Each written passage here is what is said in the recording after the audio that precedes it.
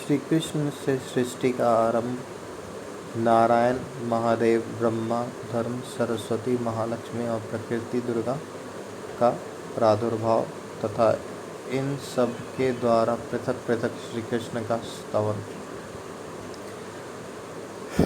भगवान ने देखा कि संपूर्ण विश्व शून्यमय है, कहीं कोई जीव जंतु नहीं है, जल का भी कहीं पता नहीं है। सारा आकाश वायु से रहित और अंधकार से आवृत घोर प्रतीत होता है। वृक्ष, पर्वत और समुद्र आदि से शून्य होने के कारण विकृताकार जान पड़ता है।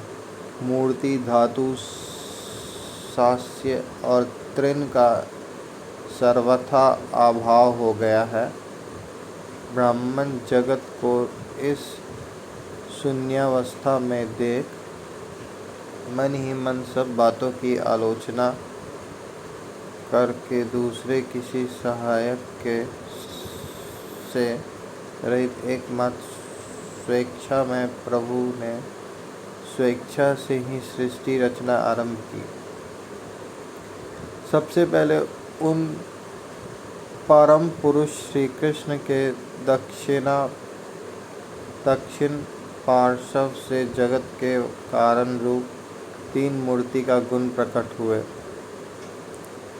उन गुणों से महत्तत्व, अहंकार, 5 तन्मात्राएं तथा रूप, रस, गंध, स्पर्श और शब्द, ये 5 विषय क्रमशः प्रकट हुए।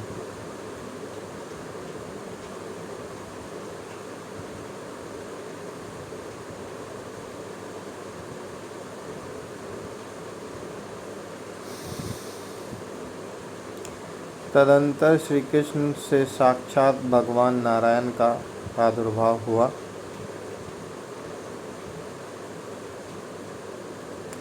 जिनकी अंग कांति श्याम थी, वे नित्य तरुण पीतांबरधारी तथा वनमाला से विभूषित थे।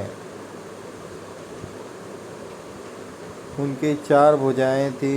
उन्होंने अपने 4 हाथों में क्रमशः शंख, चक्र, गदा और पद्म धारण कर रखे थे। उनके मुखारविंद पर मंद मुस्कान की छटा छा रही थी। वे रत्नमय आभूषणों से विभूषित थे।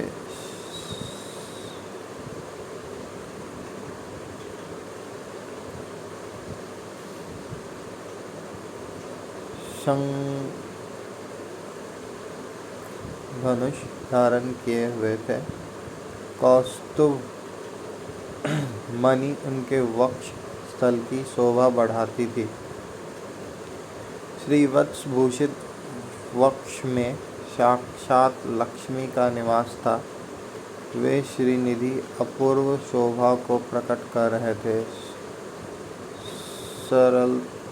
शरतकाल की पूर्णिमा के चंद्रमा की प्रभा से सेवित मुख चंद्र के कारण वे बड़े मनोहर जान पड़ते थे। कामदेव की कांति से युक्त रूप लावण्य उनका सौंदर्य बढ़ा रहा था। वे श्री कृष्ण के सामने खड़े हो दोनों हाथ जोड़कर उनकी स्तुति करने लगे। नारायण बोले, जो वर श्रेष्ठ, वरण्य, सत्पुरुषों द्वारा पूज्य, वरदायक, वर देने वाले और वर की प्राप्ति के कारण है, जो कारणों के भी कारण, कर्म स्वरूप और उस कर्म के भी कारण है, तप जिनका स्वरूप है, जो नित्य निरंतर तपस्या का फल प्रदान करते हैं। तपस्वी जनों में सर्वोत्तम तपस्वी है। नूतन जलधर के समान श्याम, स्वात्माराम और मनोहर है। उन भगवान श्री कृष्ण की मैं वंदना करता हूँ, जो निष्काम और काम रूप है, कामना के नाशक तथा कामदेव की उत्पत्ति के कारण है, जो सर्वस्वरूप, सर्वबीज स्वरूप, सर्वोत्तम एवं सर्वेश्वर है। वेद जिनका स्वरूप है, जो वेद के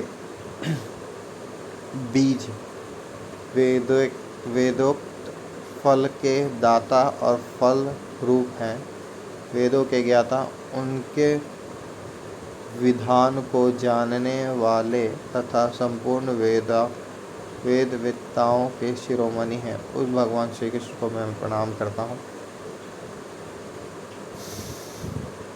ऐसा कहकर वे नारायण देव भक्ति भाव से युक्त हो उनकी आज्ञा से उस परमात्मा के सामने रमणीय रत्नमय सिंहासन पर विराज गए।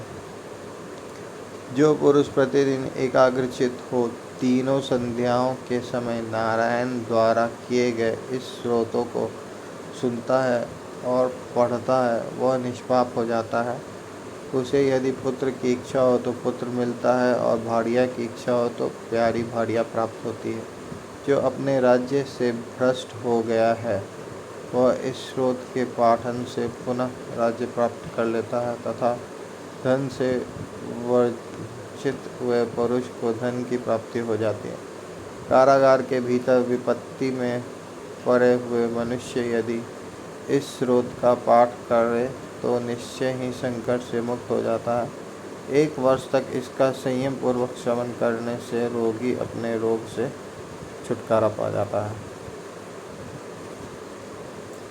वरम वरेण्यम वरम वरा कारणम कारणम कारणानां च कर्म तत्व कर्म कारणम कारकम तपस्यत फलदम शाश्वत तपस्वी नाम च तापसम वंदे नव घनश्यामम स्वात्मारामं मनोहरम निष्काम कामरूप च काम्यघन कामकारणम सर्वेश्वर सर्वबीज जगद्गुरुतमं वेद रूप वेद बीज वेदोक्त फलम वेदज्ञ तद्विधानम च सर्व वेद वित्ताम परम।